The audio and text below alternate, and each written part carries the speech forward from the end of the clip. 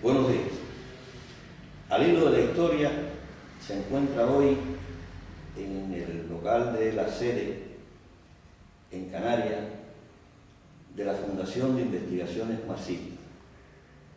Contamos para nuestro placer con la presencia de Gonzalo Gómez, quien es el coordinador de la popular publicación digital venezolana Aporrea. Bienvenido. Hola, muchas gracias. Satisfecho de estar aquí. Muchas gracias. Este programa, que tiene un perfil fundamentalmente histórico, comienza siempre por preguntar algo referido al contexto histórico. Y a nosotros nos interesaría conocer de primera mano y de un actor muy cercano al proceso, cuál ha sido el contexto histórico del proceso, y fundamentalmente a partir del Caracazo hasta nuestros días. Sí, el Caracazo o el Sacudón, que fue una semi-insurrección popular contra los intentos de comenzar la imposición de planes neoliberales del Fondo Monetario Internacional, Banco Mundial en Venezuela, durante el gobierno de Carlos Pérez, fue de alguna forma la primera manifestación inconsciente de lo que luego sería la revolución bolivariana, el proyecto bolivariano.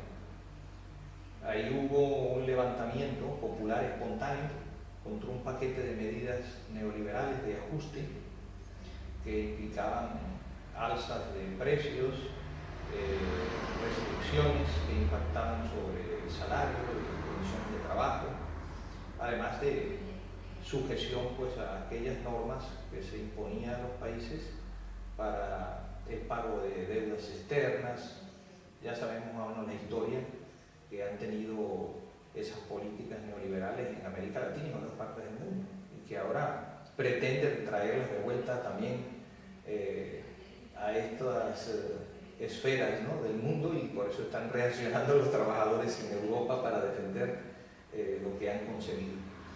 Bien, en el Caracazo el pueblo se manifiesta como un actor movilizado que hace tambalear a ese gobierno que intentó imponer esas políticas y no pudo aplicarlas con toda su intensidad. Eso provocó un frenazo a un costo muy alto, porque la represión fue muy intensa. Hubo una masacre, se calcula que fueron miles de personas, no sabemos cuántas. Todavía hay en Venezuela, en una zona del cementerio del Este, la llamada Peste, el sector La Peste del cementerio General del Sur, donde hay fosas comunes. Y no se tiene realmente una idea clara de cuántos miles de venezolanos fueron masacrados, asesinados por la policía y por el ejército en aquel entonces. Una persecución atroz, indiscriminada, avaleando las urbanizaciones pobres, los barrios de Caracas. Esto se conecta con lo que fue después el levantamiento militar de 1992, el 4 de febrero, donde aparece la figura del comandante Chávez.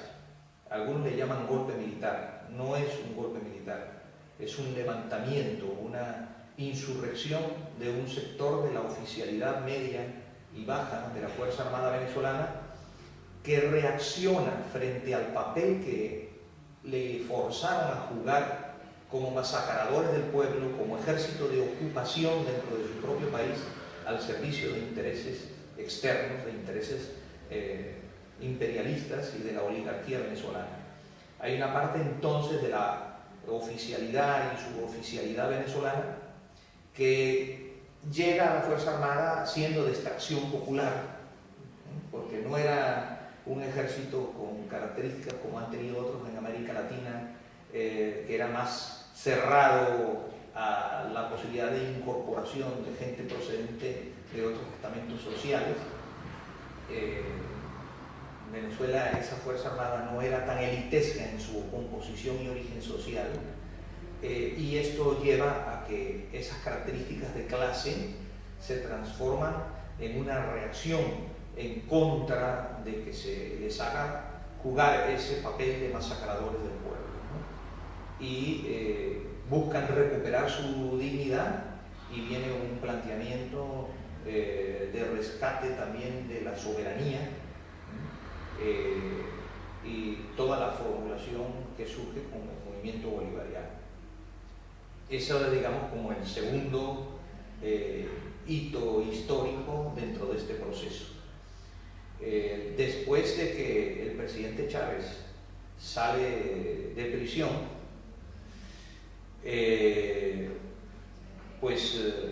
producto de que se desató en todos esos años, ¿no?, una situación de efervescencia y de lucha popular que de alguna manera lleva a que tengan que concederle la libertad, se va desarrollando ese movimiento bolivariano y se va vinculando con otras fuerzas, con otros factores, ¿no?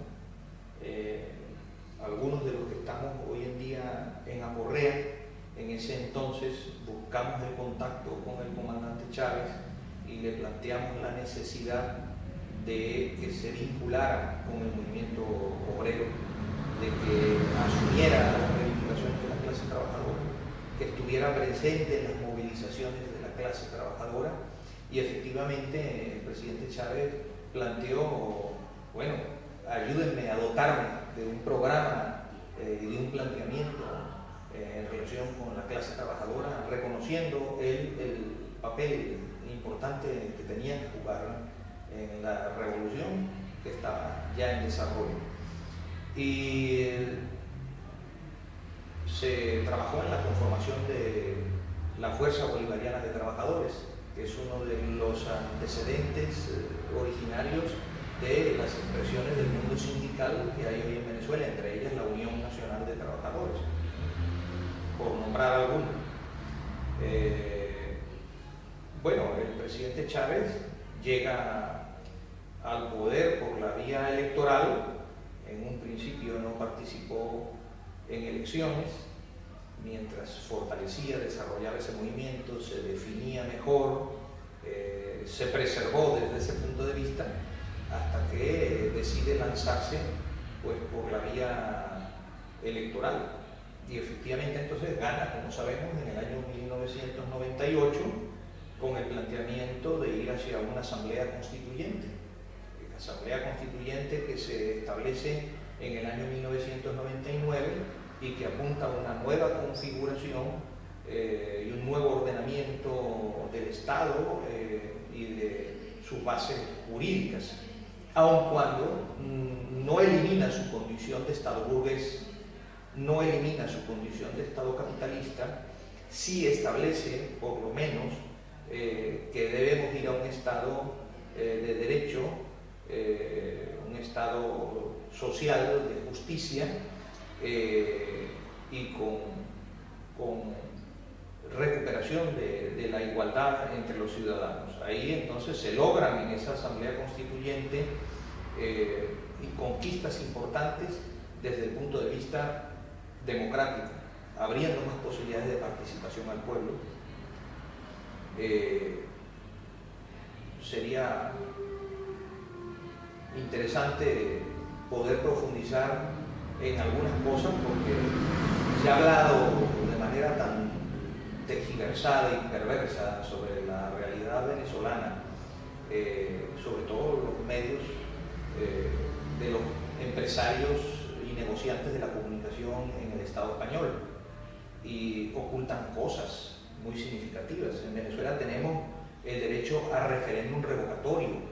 El mismo presidente Chávez se sometió a ese referéndum y en esa oportunidad lo gana. También ha perdido algunos procesos electorales locales, ¿no?, o específicos, como el caso de la reforma, que no la pudo ganar, la reforma constitucional, por ahora, pero aceptó los resultados. Tenemos la figura del referéndum consultivo y se ha aplicado. constantemente, no hay año en que no haya algún proceso electoral o algún tipo de consulta en Venezuela. Es decir, el nivel de participación política de la gente es incomparablemente superior a la etapa anterior. Y si nosotros hoy en día hacemos críticas o nos quejamos de algunas cosas desde el campo de la revolución, es porque tenemos un reto muy grande por delante y porque tenemos que avanzar aceleradamente y profundizar y radicalizar este proceso, pero entendiendo siempre que hemos conquistado unas libertades democráticas que jamás habíamos soñado con poder ejercerlas. Es lo que llamamos democracia participativa y protagónica y que tiene que configurarse mucho mejor todavía en el país. Pero eso es una de las grandes conquistas que hemos tenido a partir de la Constitución de la República Bolivariana de Venezuela. E igualmente ganamos en espacio de soberanía, en la definición de lo que es el Estado venezolano conectado con su historia y con su gesta independentista, ¿no? Donde, bueno, han surgido algunas derivaciones de esto muy importantes: la redefinición del papel de la Fuerza Armada, la conexión de la Fuerza Armada con la base social y su participación en los asuntos sociales y también políticos, ¿no?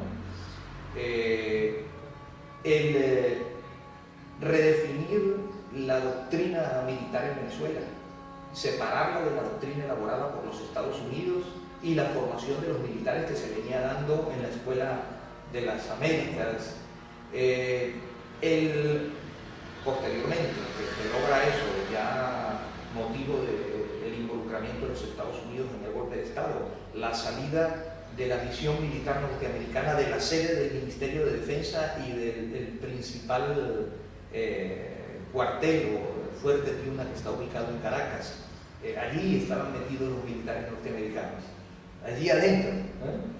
Entonces Venezuela recupera control de sus propios asuntos en este sentido, además de la política de recuperación de soberanía en el área petrolera, terminando con aquel proceso de apertura petrolera, aun cuando sigue habiendo acuerdos, concesiones con transnacionales en materia de petróleo y de gas, pero ya planteados en otras circunstancias, ¿no? Cosa que es discutible, parte del debate, pero digamos, revertimos un proceso de privatización de la industria petrolera que no permitía la distribución de la renta en términos más equitativos, porque es un país que todavía depende en gran medida de la renta petrolera.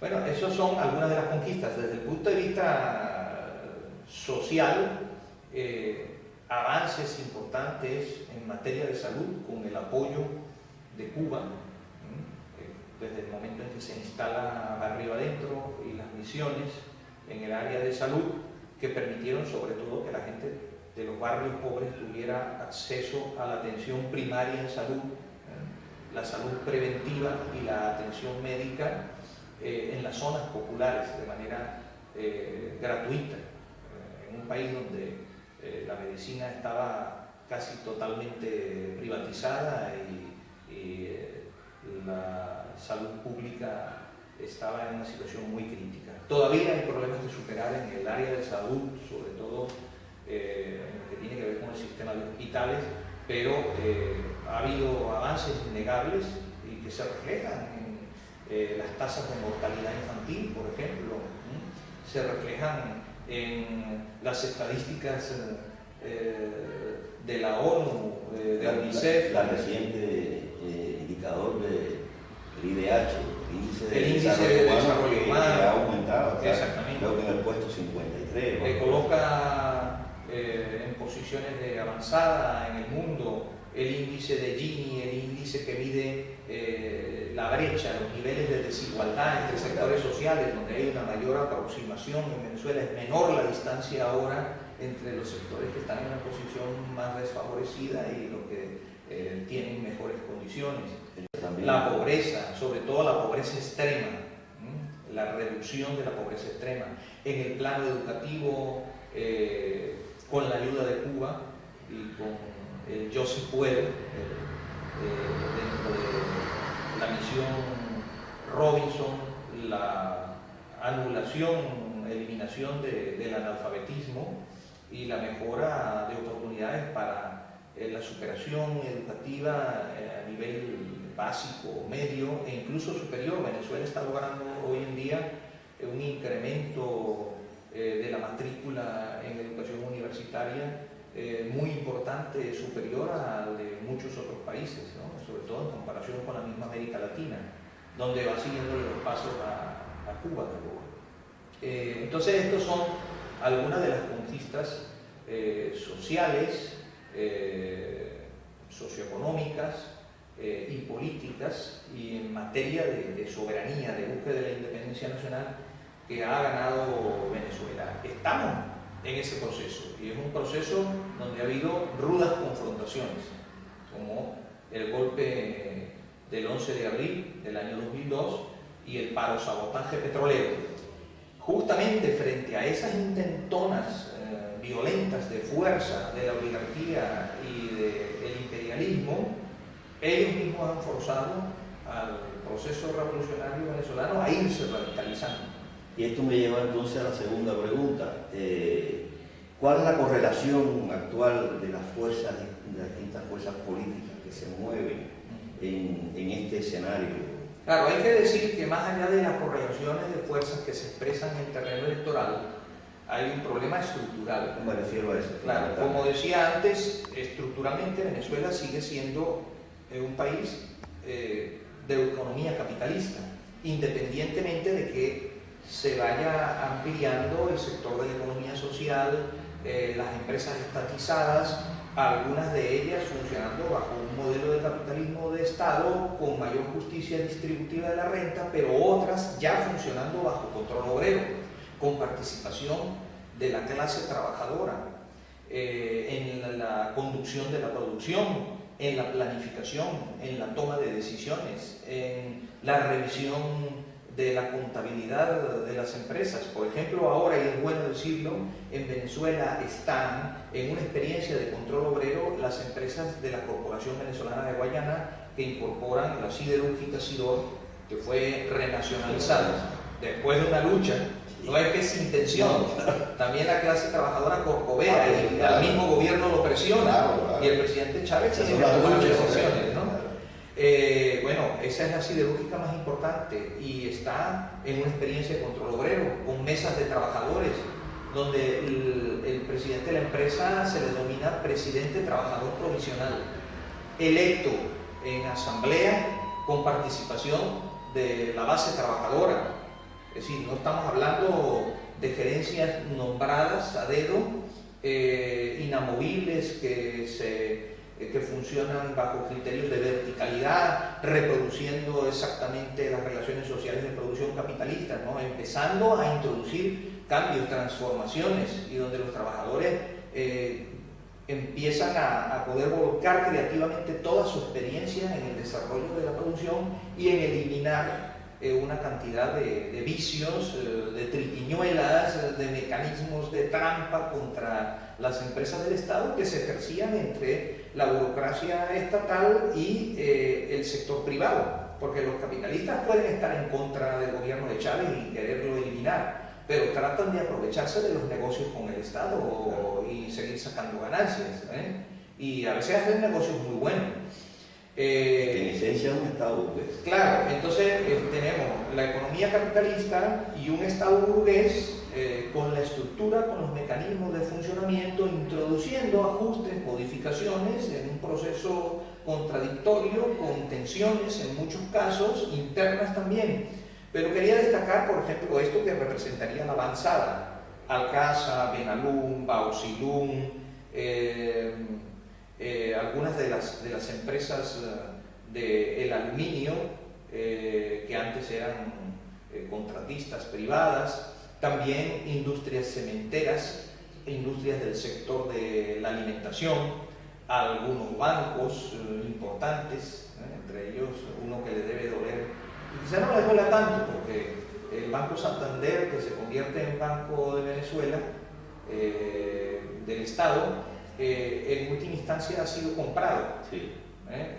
Y al final pues ellos recuperan su capital y después lo invierten y lo reproducen en otra área de la economía o se llevan esa inversión a cualquier otro sitio o extraen capitales. Entonces, bueno, muchos discutimos, ¿la vía es expropiación o es adquisición forzosa, venta por compra, ¿no? Donde está el mismo caso de Agroisleña. Exacto. Ahí me preguntaban sobre Agroisleña porque eso había causado mucho escándalo en Canarias y resulta que Agroisleña tenía un monopolio de los suministros agrícolas, los abonos, por ejemplo, agrotóxicos, que prácticamente los agricultores no podían funcionar sin utilizar esos productos por la manera como se estructuró el mercado y el sistema productivo, y con daños, con costos muy importantes para el ambiente y con intoxicaciones también de personas, de población, con precios especulativos, con anulación de la competencia. Bueno, y el Estado tomó la decisión de expropiar esa empresa. De todos modos les está pagando, más bien es una compra forzosa. Lo declaran eso como una cuestión de utilidad social y el Estado lo toma, les paga sus compensaciones a los empresarios en unos procesos de negociación, pero ahí está la gente apoyando, los campesinos, los trabajadores agrícolas e incorporándose, porque se está redistribuyendo por un lado la tierra y por otro lado los elementos necesarios para poder producir, que no los tenían en sus manos y que estaban expuestos a las reglas del comercio y las reglas del capital. Bueno, eso es parte del proceso, en unos casos más, en otros menos. Hay unos en los cuales son empresas más estatales y bajo un control y administración estrictamente por el funcionariado del Estado, y en otros con experiencias avanzadas de control obrero, como en el caso de las empresas que mencioné, y también el sector eléctrico. Lo que viene sacando al sector eléctrico en Venezuela, que atravesó por una crisis muy importante, producto de etapas de desinversión por parte del sector privado y de los gobiernos anteriores, pero también por una crisis ocasionada por una sequía inmensa, por problemas y trastornos climáticos que bajaron los niveles de las hidroeléctricas, es la clase trabajadora participando en la gerencia de esas empresas. Hoy en día, muchos de ellos con un nivel, por supuesto, técnico, profesional, etcétera, pero venidos de la clase trabajadora y habiendo pasado por distintos niveles dentro de esas industrias, ¿no? Entonces, ese es el proceso que se está desarrollando en el país. Ahora, la idea es que nosotros vamos en transición al socialismo. La idea es que esas expropiaciones en las áreas y los sectores vitales de la economía, no estamos hablando de la propiedad individual, no estamos hablando de las pequeñas empresas familiares, no estamos hablando de la tienda, de la panadería, no estamos hablando de algunas pequeñas propiedades de los sectores medios, estamos hablando sobre todo de capitales monopolistas y de grandes empresas. Tienen que ir pasando a manos del Estado, pero no a manos del Estado para engrosar el poder de una burocracia estatal, sino para que al mismo tiempo haya empoderamiento, utilizamos ese término ahora, de la clase trabajadora y de las comunidades, así, control obrero y comunitario de la producción y de las empresas tanto estatales como incluso irlo introduciendo en la empresa privada camino a su transformación en economía social. Esto que estoy diciendo es una perspectiva. Lo que corresponda a las responsabilidades que asuma el presidente Chávez dependerá de sus propias palabras. No estoy hablando yo como emisario oficial del gobierno, sino desde los movimientos sociales y populares. Entonces, esa es la perspectiva que tenemos desde el punto de vista económico para la construcción del socialismo. ¿Por qué? No podemos nosotros redistribuir la riqueza, garantizar la satisfacción de las necesidades de la población si estamos ahorcados por un mercado capitalista que lo domina la oligarquía y lo dominan las transnacionales. Y no podríamos planificar racionalmente, sobre todo en esta situación que tiene el mundo hoy, donde hay una crisis capitalista global que nos afecta, que no podemos escapar de ella si estamos solos o aislados. Entonces, si yo tuviera ahora en este momento que hacer un campo de fuerza para identificar aspectos fundamentales de la sociedad venezolana y el proceso, ¿cuáles serían las fundamentales debilidades? Sí, voy a sintetizar un poco más ahí, en el sentido entonces de que la burguesía como clase sigue conservando su estado, aun cuando la conducción del gobierno se les escapó de las manos y está en manos de sectores vinculados al pueblo. Es una amenaza. Pero hay una burocracia estatal. Es otra amenaza que la economía sigue siendo dominantemente capitalista y que el proceso tiene que avanzar hacia la socialización de otras áreas de economía, como es el resto de la banca, como es el comercio exterior, por ejemplo, y todo lo que tiene que ver, por supuesto, con suministros alimentarios, lo necesario para la alimentación de la población y áreas vitales para la salud, para la educación, etc. Ahora,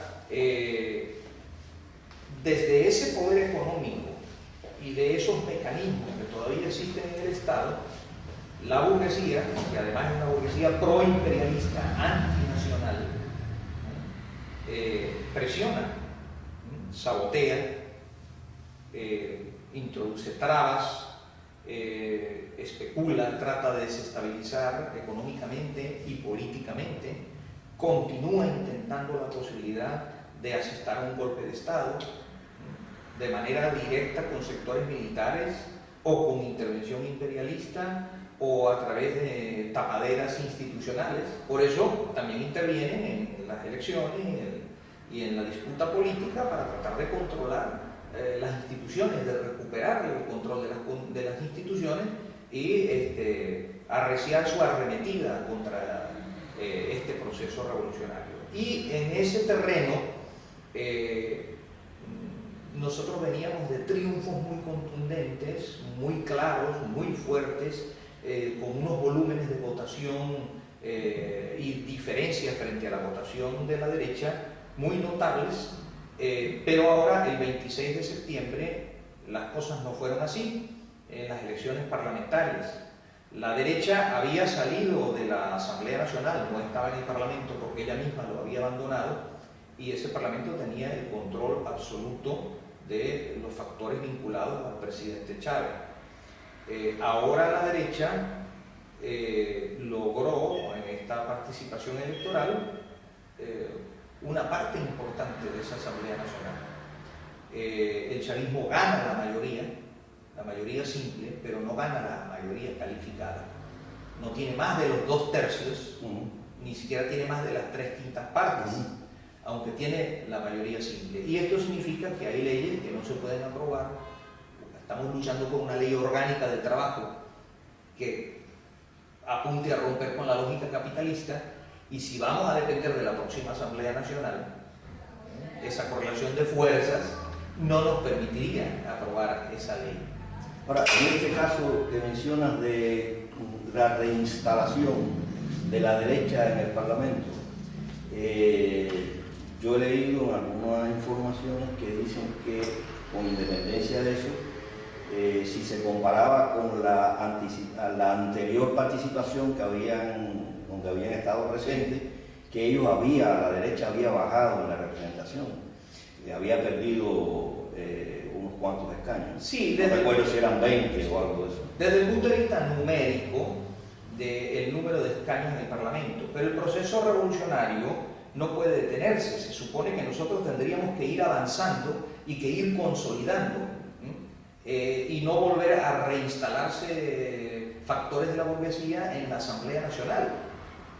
Entonces eso es un grave peligro, y eso además es resultado de que prácticamente en términos de votación ha habido un empate, no porque la derecha haya aumentado su caudal de votos, sino porque ha habido un sector del pueblo bolivariano que de alguna manera se ha inhibido o no ha tomado las cosas con tanto entusiasmo y no se manifestó con fuerza en este proceso electoral porque está resentido e insatisfecho por algunas cosas que no han funcionado como la gente esperaba.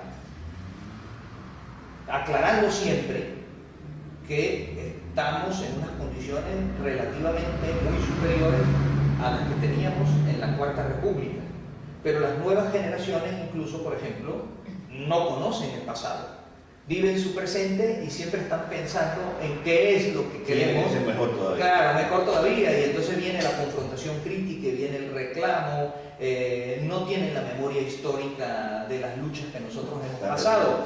Entonces esto significa que el proceso revolucionario tiene que ser muy cuidadoso en el sentido de la formación, la preparación, el mantenimiento de la memoria histórica, la formación de la nueva cultura y los nuevos valores, pero tiene que irse radicalizando y tiene que irse profundizando el proceso, porque de lo contrario las conquistas obtenidas tienden a deteriorarse, porque las están socavando constantemente, por dentro y por fuera. Entonces avanzamos en salud, avanzamos en educación, pero en lo que nos descuidamos, las cosas empiezan a deteriorarse y hay una tendencia también a que el capitalismo genera burocratización. Y el que está manejando transacciones dentro del aparato del Estado puede obtener privilegios de eso, acumular capital e irse convirtiendo en burgués. No hay burgueses hoy en día en el gobierno del presidente Chávez. Los hubo al comienzo del gobierno y salieron. Hoy no hay burgueses, pero sí pudiera haber un sector de funcionarios del Estado que comienzan a acumular ventajas o algunos privilegios o incluso capital, y eso nosotros sabemos lo que pasó en la Unión Soviética, ¿no? Algunos que eran miembros incluso del Partido Comunista Soviético se convirtieron después en propietarios de las empresas cuando retorna el capitalismo. Entonces ahí tenemos una amenaza interna muy importante que estamos discutiendo, pero nosotros entendemos que la señal que nos da nuestro pueblo no es que quiere retroceder, sino que allí donde no se ha manifestado con fuerza o intensidad es más bien porque busca la forma de advertir, busca la forma de señalar algo, de mostrar que las cosas tienen que hacerse con todavía mucha más determinación hacia el desarrollo del proyecto revolucionario. Al menos esta es la interpretación que algunos de nosotros tenemos, y las críticas que podamos hacer es en el marco de seguir avanzando y no en el marco de mantener las cosas como están, porque hay algunos sectores que empiezan a hablar ahora de diálogo, conciliación. ¿Con quién tiene que ser el diálogo? ¿Con la burguesía organizada en esos partidos que llegan a controlar una parte de la Asamblea Nacional, o con los movimientos sociales, las organizaciones de la clase trabajadora, movimiento campesino, con los organismos de poder popular, como esos consejos comunales que han venido surgiendo y las comunas que se han venido conformando, apuntando a la generación de gobiernos de las propias comunidades? El presidente Chávez planteó ahora que estos consejos comunales y comunas deben federarse y confederarse, y que entren ahí los consejos de trabajadores, que son nuevos organismos que se han venido creando. Algunos de nosotros decimos, incorpórenle, presidente, a eso también a las organizaciones y movimientos sociales que ya existen y que vienen luchando, y conformemos una especie de base para el ejercicio del gobierno con todas estas fuerzas. Que el presidente Chávez trate de consolidar su gobierno gobernando con estas fuerzas, en lugar de ceder a cualquier presión que vienen planteando algunos que consideran que eso es necesario para mantener la paz y el equilibrio, de que hay que conversar, ponerse de acuerdo y negociar con la derecha. Nosotros queremos, algunos de los que participamos en el colectivo Correa y yo que estoy en el periódico Marea Socialista, que esa no debe ser la ruta, que la ruta debe ser el diálogo más a fondo con las propias organizaciones del pueblo. Nuestro diálogo no es con la burguesía. Y vamos a tener que definir muchas cosas en la calle, porque si no podemos aprobar la ley del trabajo ahora, antes de que termine el ejercicio de esta Asamblea Nacional, que tiene una correlación de fuerzas favorable, cuando entre la otra, si no lo vamos a poder aprobar con los votos mayoritarios que se requieren, lo vamos a tener que pelear en la calle. Y entonces va a estar el presidente Chávez en el gobierno y los movimientos sociales peleando desde la calle por lograr sus aspiraciones en contra de una parte de esa Asamblea Nacional. Entonces, hemos abordado creo que bastante el tema de las amenazas. ¿Cuáles son las mayores fortalezas que ven en el proceso y en el pueblo? Que la gente valora y aprecia muchas de las mejoras y las conquistas que ha logrado, sociales y en su nivel de vida, sobre todo en los sectores más pobres, más golpeados y más desfavorecidos por los gobiernos anteriores y por el capitalismo, y la gente también valora las posibilidades, las alternativas de participación. Busca ampliarlas, busca desarrollarlas, pero nunca tuvimos en Venezuela unas posibilidades como las que tenemos ahora de discutir, por ejemplo, cómo se conducen empresas importantes del Estado. ¿En qué país, digamos, dentro del ámbito de las llamadas democracias avanzadas, entre comillas, se da esa clase de democracia donde la gente participa en experiencias de control obrero, solamente en situaciones revolucionarias? Y eso es bien importante. Y la organización de la gente en las comunidades, ¿no? Eso también es uno de los procesos más importantes. Y en Venezuela se ha logrado, el presidente Chávez ha tenido en eso un gran papel, instalar el desarrollo de conceptos, de nociones, de una conciencia que apunta hacia el socialismo, de una conciencia antiimperialista, de un sentido de defensa de la soberanía y de la independencia. Entonces la gente tiene eso incorporado, una buena parte del pueblo.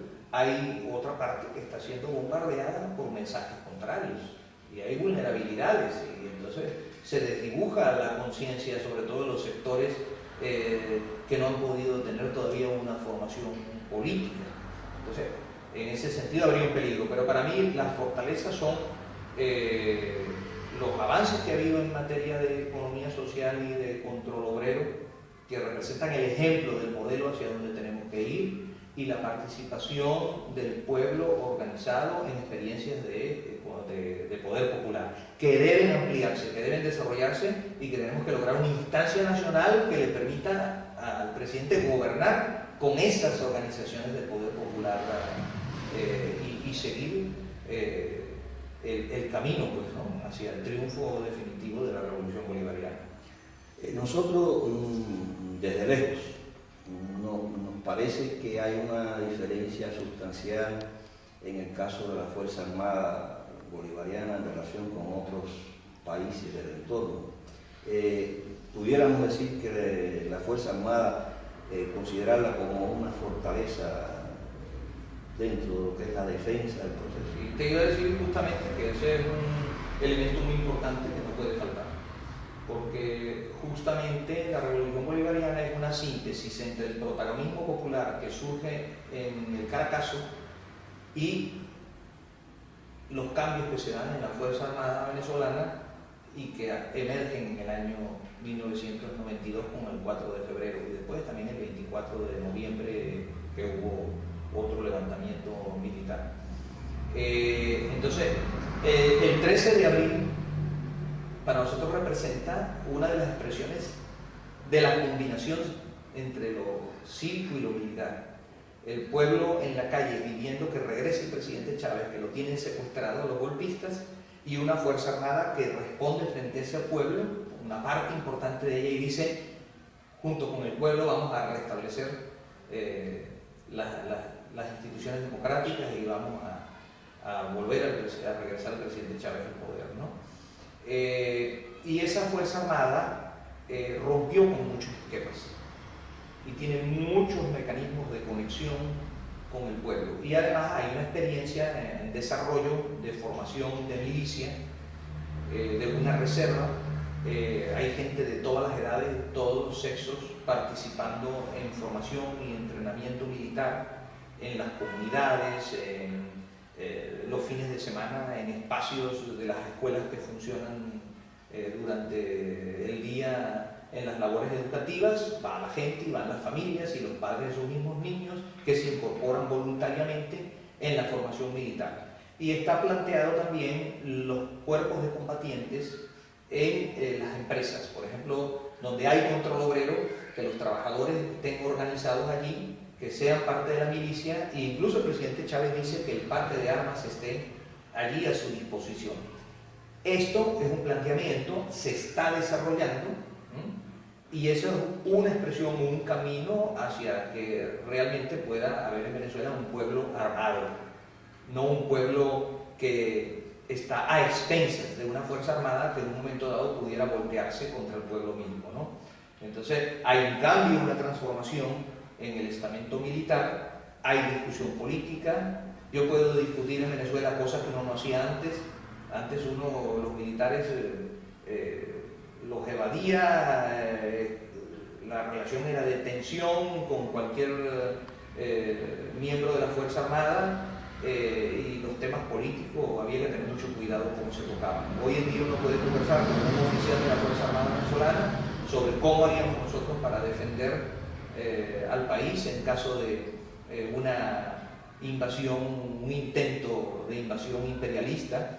Qué estrategias utilizaríamos, de qué forma el pueblo participaría, cuál sería esa forma de enfrentar esa guerra asimétrica, esa guerra del pueblo por defender la independencia venezolana y latinoamericana, porque esa es otra cosa, ¿no? Es que llama poderosamente la atención de que, por ejemplo, acusen a Chávez de dictador cuando ha salido airoso de tantos procesos electorales, y ahora aparentemente también se le van a entregar las armas a los trabajadores. Entonces ya usted me dirá qué tipo de dictadura es. Y el control, hay un proceso que apunta hacia el control de las empresas, con contradicciones, porque también tenemos luchas dentro. Hay gente que son funcionarios del Estado que de repente ponen trabas, que quieren manejar las cosas a su manera, bueno, y la clase trabajadora los confronta. No quiere decir que no es un proceso redondito, eso es desigual y combinado. Como decía Rafael Morales, sí, compañero canario que presentamos el libro ayer, ¿no? Desigual y combinado, con contradicciones, y hay que saberlas entender, como saberlas comprender. Pero yo diría, ningún medio de comunicación del Estado español puede atreverse a calificar el sistema político venezolano, cuando nosotros hemos tenido más de una docena de procesos electorales, donde el presidente, incluso después de aprobar la Constitución, pone su cargo a la orden y al año siguiente de haber ganado las elecciones, vuelve otra vez a presentarse en elecciones, a medirse otra vez porque hay una nueva Constitución y nuevas reglas, y dice, por consiguiente yo tengo que presentarme otra vez ante el pueblo. Él mismo lo hace, donde se han aplicado el referéndum consultivo para la reforma, que por ahora, como dicen, se perdió. Ganó el referéndum consultivo sobre la posibilidad de que Chávez se pudiera presentar a reelecciones consecutivas. Entonces dicen, Chávez consiguió mantenerse de manera indefinida en el poder y ahora va a ser presidente vitalicio. No, señor, se tiene que presentar en elecciones, y si el pueblo lo decide y le da la mayoría de los votos, gana y sigue siendo presidente. Lo único que va a ocurrir es que, en vez de ser como antes, que tenía que dejar pasar al menos un periodo de gobierno, no podía reelegirse inmediatamente, ahora sí existe la posibilidad de ser reelecto inmediatamente. Pero eso lo decidió el pueblo venezolano en un referéndum consultivo democrático, en las urnas. Así como el caso del referéndum revocatorio. Yo les pregunto, ¿hay referéndum revocatorio en el Estado español para las distintas figuras del Estado, del gobierno? ¿La hay o no lo hay? ¿Tienen los españoles la posibilidad de cambiar un gobierno a mitad de camino? ¿De cambiar el presidente? ¿O de meterse con la institución monárquica y decir que esas reglas de juego tienen que cambiar? ¿Dónde están los preceptos constitucionales que lo permiten? Entonces, aprendan del ejemplo. Eso es lo que tienen que hacer. Por eso hay unos lazos históricos entre España, el pueblo español, o todos los pueblos del Estado español, y Venezuela. Entonces, aprendan también del ejemplo, que eso es importante. Ahora, en esta manipulación, voy a saltar, porque esto de todas maneras lo íbamos a conversar, pero ya se le dio la entrada al tema de los medios, los famosos medios de comunicación. ¿Cuál es el papel que han jugado los medios de comunicación privados, los que siguen jugando aparentemente? ¿Y cuál sería la actitud que deberían emprender los medios que nosotros le llamamos populares, porque le dicen alternativos, eso alternativo suena a segunda. Yo voy a tratar de responder al revés para poder marcar la perspectiva y el enfoque desde el cual podemos hablar de los medios privados. Los que estamos militando en el campo de la comunicación popular, donde nos encontramos activistas que venimos impulsando experiencias de radios comunitarias, periódicos populares, televisión comunitaria y popular, autónoma, experiencias locales, en barrios, en sectores específicos, con bastantes libertades para poder lograrlo, e incluso en algunos casos con programas gubernamentales de apoyo, de respaldo. Puede haber alguna traba de vez en cuando, esos forcejeos de los que hablamos, pero donde hay una política que más bien va dirigida a favorecer la proliferación de los medios comunitarios, populares, alternativos, se dé en Venezuela, ¿no? Desde nuestra óptica, de los que estamos en ese campo, nosotros deberíamos avanzar hacia la constitución de un sistema público de comunicaciones en manos de las comunidades, de los trabajadores, de los movimientos sociales y de las distintas formas y expresiones de organización del pueblo en el área científica, cultural, deportiva, artística, etc. Un sistema público de comunicaciones en nuestras manos. Ahora, ¿en manos de quién están las televisoras, las radios, los periódicos privados? En manos del capital. En manos del capital. Es decir, son privadas. Eso significa que quienes tienen esas televisoras, esas radios, esos periódicos, son empresarios, industriales, banqueros, y son un puñado, son algunas familias. Los que trabajamos y somos explotados por ellos, no tenemos televisoras, no tenemos radio, eso es una cosa falta de lógica. ¿Dónde está la libertad de expresión? En que nosotros como comunidades y como pueblo y como trabajadores tengamos los medios de comunicación para que sean al servicio de un derecho humano y no para la explotación comercial, para beneficio particular e irracional de sectores privilegiados. En Venezuela hay emisoras y televisoras del Estado y nosotros estamos apostando a que cada vez haya mayor control social de esas emisoras y televisoras del Estado, que hoy tienen una apertura mayor que nunca al pueblo, aunque también, si no están bajo nuestro control directo, en un momento determinado pudieran presentar restricciones. Entonces, el gobierno más bien ha sido hipertolerante en nuestro juicio con los medios de comunicación privados, que se han involucrado en un golpe de Estado, que tienen propaganda de guerra, que tienen apología del delito, que ejercen terrorismo psicológico, que auspiciaron un golpe de Estado, que auspician la intervención extranjera en Venezuela, que están montando tramoyas y mentiras constantemente. Las organizaciones sociales en Venezuela, hemos demandado, un conjunto de organizaciones sociales, a los dueños de los medios de comunicación privados, Globovisión, Venevisión, lo hicimos con Radio Caracas Televisión, Televen, los demandamos ante el Tribunal Supremo de Justicia por violación de derechos humanos, porque se involucraron en acciones donde se generaron asesinatos, masacres, donde se bloqueó el derecho a la alimentación para el pueblo, el derecho a la salud, el derecho al libre tránsito, donde afectaron incluso propiedades del Estado, porque ellos sí ocuparon las televisoras del Estado y las radios del Estado durante el golpe, y las comunitarias también. Yo mismo estaba en la radio alternativa de Caracas y apenas se da el golpe de Estado, al día siguiente allanaron a esa radio popular. ¿Y la allana quién? Los que estaban tumbando a Chávez en nombre de la democracia. Ellos no lo piensan dos veces para eliminar las radios comunitarias, las que están en manos de los sectores populares. Entonces, nosotros los demandamos y el Tribunal Supremo de Justicia aceptó el recurso de amparo. Lo que pasa es que no convocó a la audiencia, no se atrevieron a juzgarlos. Para nosotros eso más bien es una muestra de que ellos ejercen un chantaje a nivel internacional porque arman una laraca, presentan al gobierno como que está violando la libertad de expresión y el gobierno incluso se frena. El pueblo rodeó a las televisoras privadas golpistas el 13 de abril y estábamos dispuestos a ocuparlas para que las manejara el pueblo, porque las estaban manejando unos señores para sus intereses privados, particulares y antinacionales. Eso es antidemocrático, es lo más antidemocrático que hay. Que alguien, por razones particulares y por la búsqueda de lucro, maneje una televisora contra el pueblo, contra el gobierno que el pueblo elige democráticamente y contra el país, a favor de una potencia extranjera. Y nosotros la rodeamos. Más bien el gobierno ahí tuvo una posición moderada, de que no se diera ese paso todavía, de que se respetaran. Nosotros en ese sentido estamos empujando, queremos más, queremos controlar las comunicaciones, no por parte del Estado, sino por parte de las comunidades, del pueblo organizado, de la clase trabajadora, de los sindicatos, de los frentes campesinos, los medios de comunicación en nuestras manos. Hacer la comunicación nosotros mismos, nuestra propia comunicación.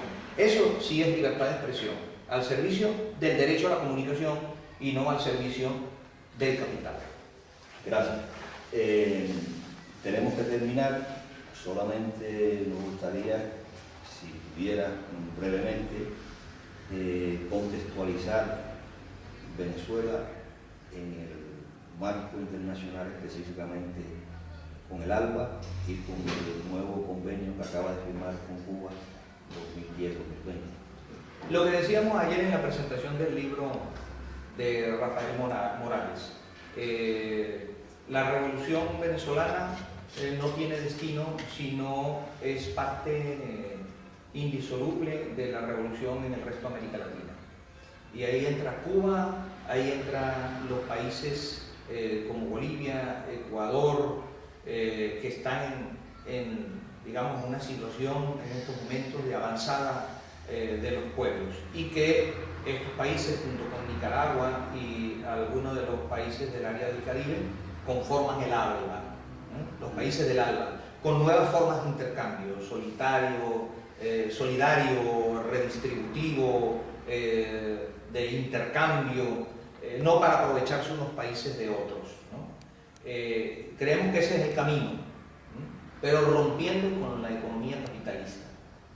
Y en ese sentido, el intercambio con Cuba ha sido un punto de apoyo formidable, tanto de Cuba con sus aportes en los cuales se ha distinguido, sobre todo en el área de la salud, en el área de la educación, pero también en otros terrenos, para con la revolución bolivariana. Y por otro lado, que la revolución bolivariana también le ha dado como un oxígeno, una salida, una posibilidad de además hacer acuerdos y negocios en otros términos, en otro terreno.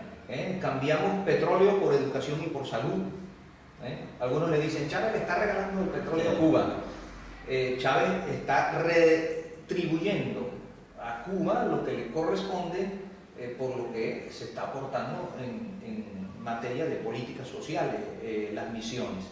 Entonces ese camino tiene que reforzarse. Nosotros tendríamos, como decía también Rafael Morales, que ir hacia una perspectiva de desarrollo simultáneo, conjunto e interconectado de los procesos revolucionarios y antiimperialistas en América Latina, para llegar en algún momento a fundar o a sentar las bases de una federación de repúblicas o de estados socialistas de América Latina. En algún momento Cuba, Venezuela, Bolivia, Ecuador, otros países deberían federarse, deberíamos llegar a constituir, bueno, restablecer el sueño bolivariano. Es precisamente eso. Muchas gracias. Agradecemos al amigo Gonzalo Gómez su presencia hoy aquí y quedamos pendientes de un nuevo contacto. Gracias. Bueno, gracias a ustedes y un saludo a todo el pueblo canario y a los usuarios de la red del sistema Hermes.